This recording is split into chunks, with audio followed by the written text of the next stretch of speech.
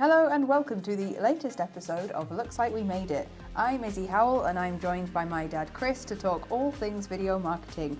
We are the father and daughter who run the video production company Howell Film, and each week we will be discussing all sorts like what happens behind the scenes on our projects, getting results from your video content, how to start using video in your business, and plenty more to come. We're always up for candidly conversing about creativity.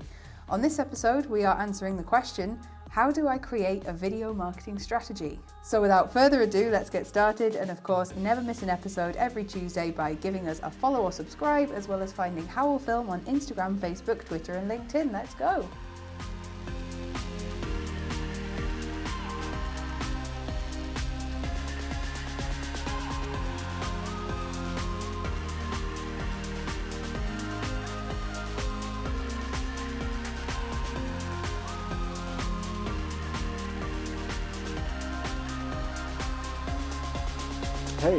Hey. Hello. We're using different microphones today, so it's it's a brave new world, isn't it? We've gone 100% wireless now, so let's see how this sounds. So we're used to talking into a microphone like crooners on an old-timey thing, but now we're just having a conversation, which is weird. Yeah, although it is picking up our neighbours, which is a bit weird.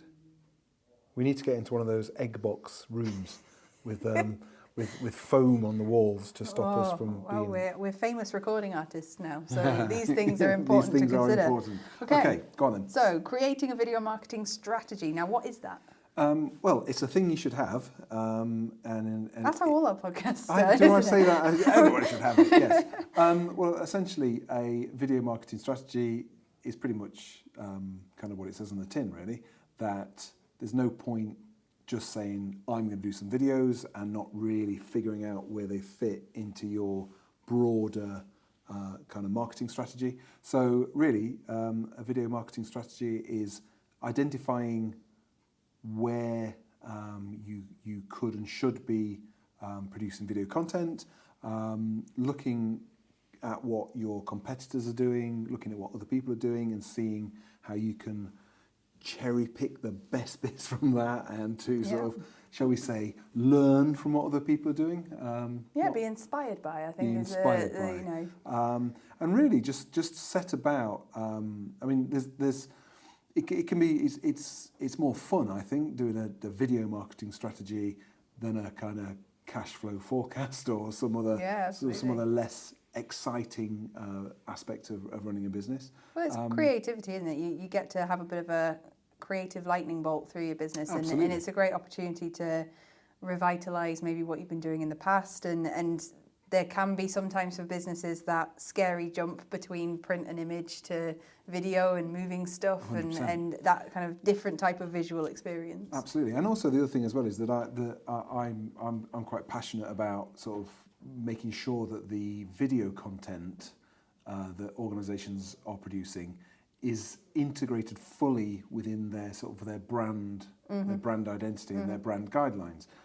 Insofar as in the past, there's been lots of examples of that video content being almost like a poor relation, almost kind of like we've got our kind of, you know, our media team, our marketing team, our graphic designers, our print team, and it's all nailed down, and everybody's kind of poring over every last pixel and Pantone color and everything, and then the video almost becomes like a poor relation that just gets bashed out to fill some space. And I feel quite strongly that it ought to be part of your overall brand awareness, your overall brand guidelines. And really, I mean, obviously I'm bound to say it because I run a video production company, but it's as important as any part of that. So it should be given equal standing. I think that a good thing to consider as well when you're thinking of making a video marketing strategy is to kind of distinguish yourself away or distance yourself away from the idea that you're making an advert. We also sit next to the giant from Jack and the Beanstalk. But that was a noisy clump for someone with quite small feet. Maybe they're wearing platforms. We don't know. Maybe we wear. We are in the biggest room in the office, so it is enormous. We're sat actually 55 feet away from each other now. I can just about make you out. So it's creating a distance between thinking you're making an advert in the classic sense of, you know, those cheesy JML style. Hey. No, you know what I mean, where it's look at this person doing this amazing I thing. love my knife that can cut metal. and I can when they show the copper frying pan frying nails, and I always think, why? That. Who's ever going to be cooking that? But it's thinking you don't have to always be making a brash, bold, I'm selling to you kind of 100%. Thing. You can market your business. Oh my God. You can market your business in a different way where you just tell a story, or you give a bit of background, or you talk, or you meet your team, or you show your customers around your office or around your factory. It's all about maybe just giving customers a window into your world that adds value to them and it makes them appreciate what you do more. 100%. I mean, that's a great line actually. The sort of a window into your operation, a window into your corporate mind, into your world. I think that's what, you know, if you're looking through a screen, bit of a cliche, but that is true. Yeah, and it's about building a relationship between you and your customers. It's a bit like, rather than standing in front of them and shaking their hand, you're just getting to meet them in a different way. Absolutely. It's a bit like, I mean, our work with Altberg Boots, the film we did with Mike, initially, the first one was just him talking about what he does. And that created such a connection between him and his customers that it wasn't necessarily about the boots, it was about his bond with the boots, and then people warmed to that and they warmed to him as a character. And that has a massive impact on how people perceive your business and then whether they make a purchase. But also it humanises, in Mike's case, it humanises the process. It isn't just some massive gigafactory somewhere churning out product. It's actually someone that really, really cares. So that's a good shout. I think the other thing as well is that where video marketing where the video marketing strategy fits into your overall marketing strategy is that what video does, it allows you to try things. It allows you to give something a go. You might say, hey, we can share this information about this product, or we can put something out there about something we're doing, an event or whatever. And within reason, provided it looks and sounds right and is part of the cohesive offering that I've mentioned. The beauty of video is that it's actually instantaneous and the results are instantaneous, but also unlike printing, and don't get me wrong, I'm not dissing my print colleagues, I used to own a print business, so I'm not doing that. But with printing, you are committed. You're committed to whatever, 1,000 brochures or 10,000 leaflets, whatever it is. Film gives you an instant door opener, it gives you an instant route in.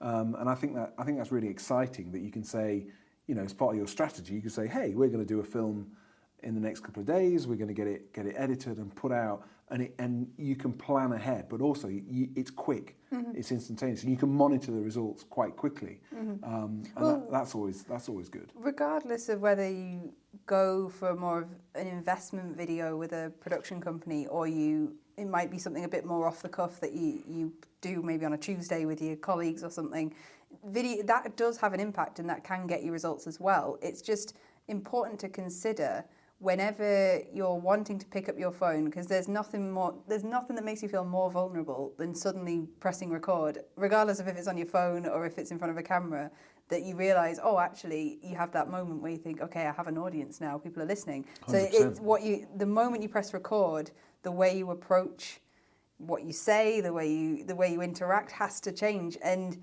the best way to kind of make sure you're on track when you're making any kind of video content and making sure it's goal driven to what you want to achieve is just asking yourself questions like, what problem is this trying to solve? Is it clearing up information for customers? Is it training people? What is it doing? What's the purpose of it? Yeah. But also asking the question as well. So when you're talking in front of the camera, maybe you're live, maybe you're doing something, is to have on a Post-it note next to you, what am I doing here? What is the goal? So, because sometimes you can end up going off on all kinds of tangents. You can end up sometimes maybe losing that message, and keep trying to bring yourself back to that initial goal. What's the goal? What's the objective of the film you're making? Yeah, because you can sit yourself in front of a camera and you can just maybe start rambling, and people won't watch that. People will disengage with that quite quickly. So keep reminding yourself, keep pulling yourself back to that initial goal, and that, regardless of if you're making something on your iPhone or you're making something with a production company, is what drives the entire process forward. So that is a strategy in itself, even if you're making a quick video.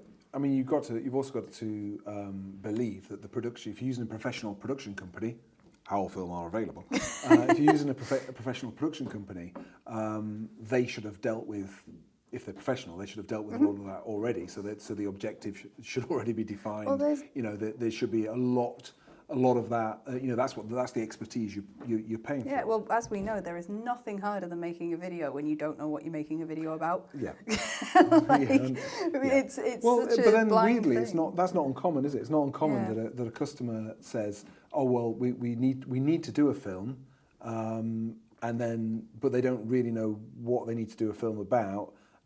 Or they've got an idea that they need to do a film, and then when they speak to us, we say, "Well, yeah, that's kind of okay." Or have you considered this option? And often they say, "Oh, I hadn't thought of that. Didn't think that was possible, or didn't think that was in my budget." So the professional element should be to iron out all those sort of spiky bits and all the loose ends. But in terms of a strategy, like any other strategy, isn't it? Just write stuff down. Yeah. Brainstorm it, share your ideas. I think keeping on target, keeping the message there, and making sure everything you do is driven towards that goal and driven towards that message. But also consistency as well, because I do see businesses who maybe invest in one video or something, or one 5-minute promo or something with a production company, and it gets loads of traction and it does amazing and it's brilliant, and then 6 months, the remaining video content they have after that is just them on a mobile phone doing sort of little videos here and there, but it doesn't have that same gravitas. Is that a budget issue then? Is that where they've spent all their money on one? That's it. It's consistency. You got to think one sort of video amongst hundreds and hundreds of other videos that really stands out isn't going to have the same result as 10 videos that all have a very similar message and all do the same thing. So in that example there, you might argue to your client that instead of doing one all-singing fandango swanky pants film, what they ought to do potentially is split that budget across maybe 4, a bit, perhaps a bit less lavish, but you get more content that you can deliver over a longer period of time, or cover more topics, or whatever. I think time, or having a timeline in mind when you go to do a video marketing strategy, is really important, because if you haven't done any video marketing as a company before, you come out with a whopping great, awesome video, your audience is going to go, wow, we love this and we want more of this. And then if you don't follow up on that, that kind of momentum's gone, and they go, oh, right, okay, that's a shame. And if you whet the appetite of your audience, you've got to keep that going, keep that momentum going, a bit like skimming a stone or something. Keep pushing that a bit further down the line. And I think weighing up whether you need one big video or you need multiple depends on how much time you want to dedicate to your campaign and what that entails. So a video marketing strategy essentially isn't just planning for that one video you're going to make, but could be for planning a week, 6 months, a year in the future as well. And that's perfectly fine to do as well, but just keeping back and thinking about that goal that you started off with. Yeah, and getting back to what we said, where you doing it for the sake of it is a waste of time and potentially a waste of money. You got to be a reason, and hopefully if people are speaking to professionals and they're just doing their homework, they can identify what that objective is, what that reason is. And it doesn't always have to be financial. It's not always for financial gain. I mean, it could be for training your staff as well. And that in itself is video marketing, because you're training people up to do a job that works better for your customers. It's video essentially can act as a great catalyst in lots of different situations that get you sales further down the line. It doesn't have to just be, I put this advert out, I make money from it. It can be. It can achieve loads of different goals. And the goal might not be to get sales, as you say. The goal might be to ensure that everybody on your shop floor is safe. The goal might be to ensure that everybody who works for you kind of knows how the rules and regulations all. Oh yeah, and if you are a company that has to show as part of their rules, they have to show health and safety videos. Make sure they're good and make sure they're engaging. I've seen, working in different sort of jobs as a teenager, I saw some really interesting health and safety videos from like the 70s or something, and keeping that up to date. Probably not from the 70s, because in my experience, that there was no health and safety. Oh yeah, well, like there was big hair and big glasses in it, probably the 80s then. But I don't know. But when you have to dust off an old VHS tape to show someone lifting a box. Keeping even just your new staff excited by who you are, and that has a massive impact on your customer service, which then has a massive impact on your sales. So who within an organisation would be doing a video marketing strategy? It would probably be, if there is scope in the business to have a marketing department, it would be them. If there is a business that's a lot smaller, it would be the even the manager or the CEO or someone. It depends on the size of the business, really, and the departments involved. But whoever wants to get involved with that, we've worked with CEOs, we've worked with marketing executives, we work with all sorts of people. We do. What do you think? What do I think? Well, it's just the same as you. I think that it's whoever. I think you've got to have an interest. I think it's very hard. It's very hard to say, right, I'm going to do a video marketing strategy this week, but I don't like video marketing. I can't see the point of it. That's going to be a tricky. That's going to be a tricky one to pull off. But equally, I mean, it has to. I mean, like everything in business, it's got to wipe its nose, hasn't it? It's got to. You've got to look at it and say, well, this is a good idea. I mean, we've got all the facts and figures to demonstrate that it is a good idea.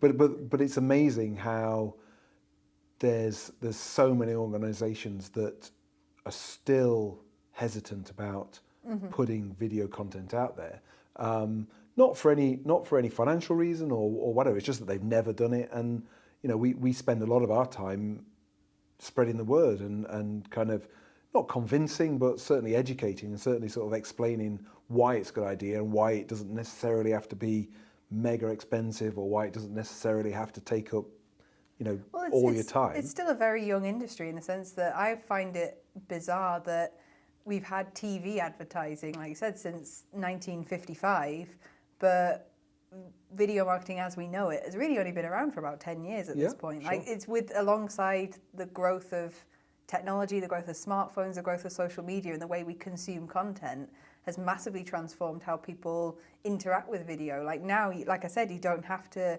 fork out thousands for that 30-second advert to go on Channel 4 or something. You can now work with your budget a lot nicer and get a lot more and get a lot better quality. I mean, it can be highly targeted as well, because using your, and we love TV adverts, and we love to be doing TV adverts. But in terms of, you're right. I mean, you might have a wider audience with a sort of a prime time slot, but ultimately it might not be your audience. If you're selling highly specialized precision engineering widgets to a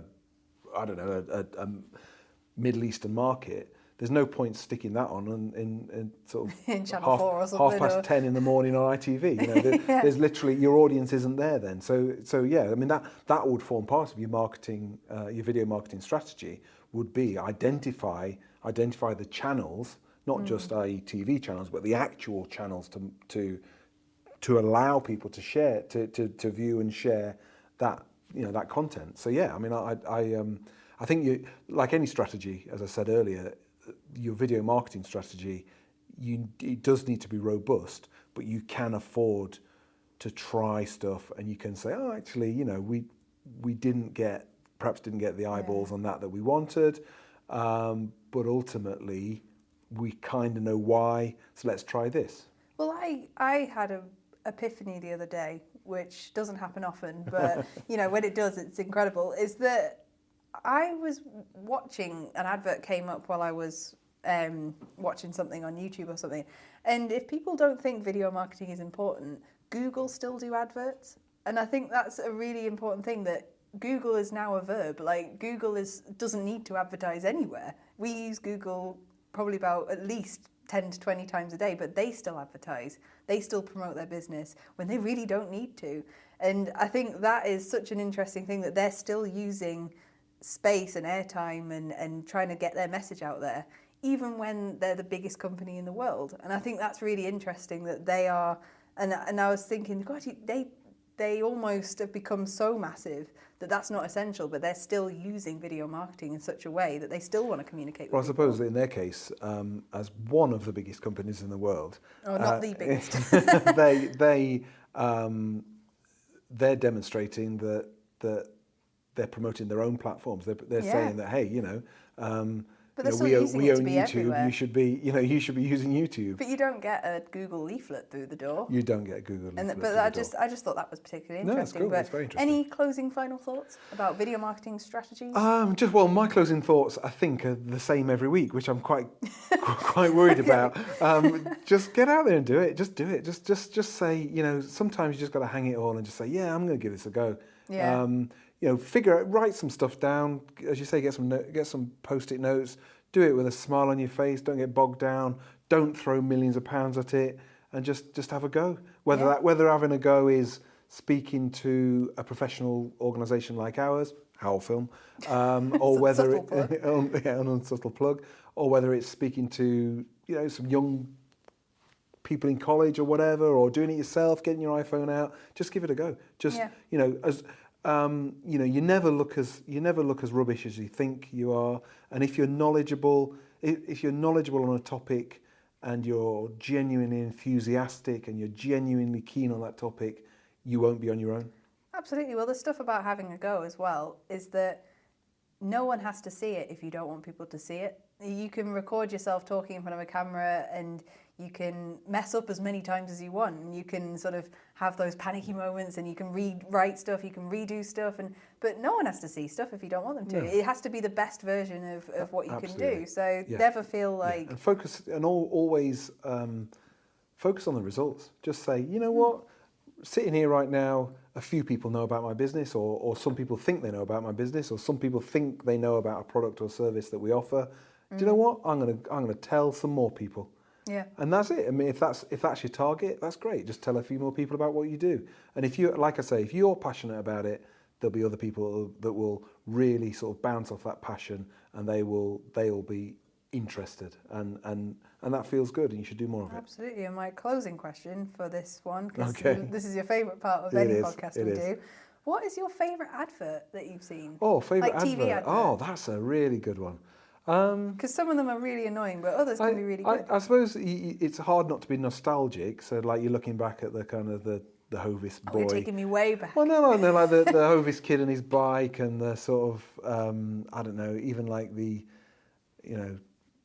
old kind of milk tray adverts and all that sort of stuff. But they're iconic, though, aren't they? They're iconic, yeah. And that is weird as well, isn't it? They are now part of popular culture. Yeah. The OXO lady, the cigar, the Remington. I liked it so much I bought the company. But then I'm showing how old I am. I mean, there's some brilliant adverts now. Well, look at John Lewis. I mean, that'll be what I would say. Yeah, I turned that down.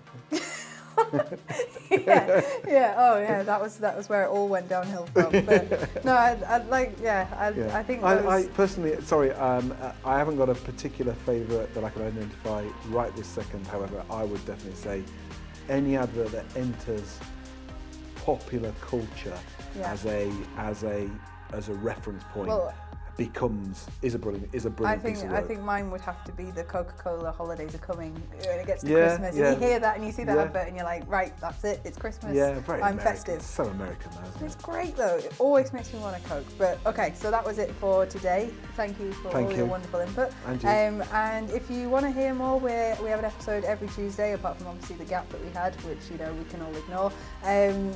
You've never missed an episode. I was sitting here waiting, but no one turned up, so I just went home. Talk to yourself. And if you are an Apple Podcast, please give us a rate or review, and listen to us wherever you get your podcasts, or on www.howellfilm.co.uk. And you can find Howell Film on Instagram, Facebook, Twitter, and LinkedIn. And we will see you next week. Thank you. Bye. Bye.